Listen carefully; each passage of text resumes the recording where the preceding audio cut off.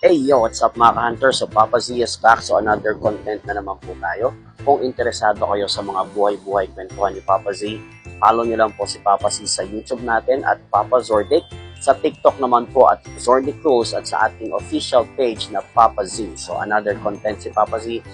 Kung may mga gusto kayong ipa-content kay Papa Z, comment down below. Kukontentin ni Papa Z yan. Content na.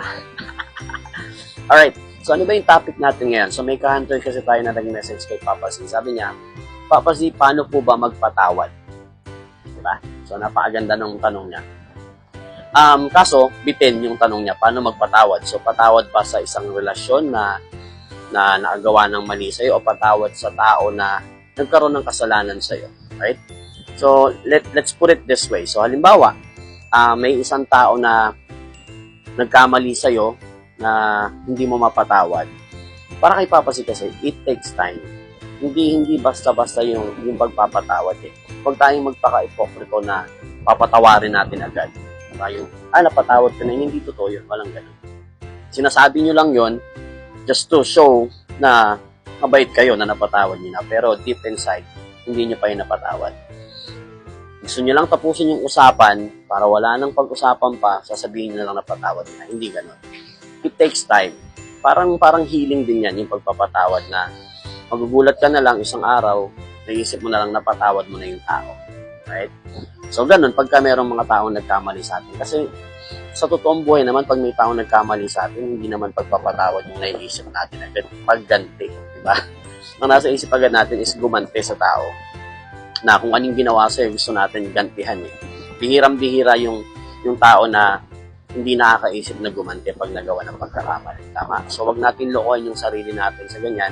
If ito yung someone na tao, kapitbahay, mag-anak, or sino man na nakasakit sa'yo, ang logic agad natin is makagante. Yun yung reality.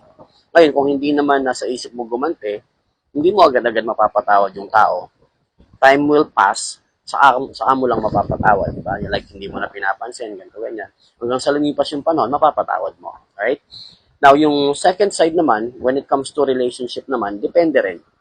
For example, nagawan ka ng pagkakamali ng partner mo at nagtapos kayo sa hiwalayan, hindi madaling magpatawad eh.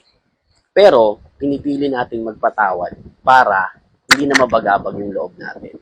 Para hindi na mabigat sa loob, para mas mabilis yung healing process. Kasi pagka galit ka sa tao, alam mo yun, parang ang bigat-bigat ng lahat. Sobrang bigat.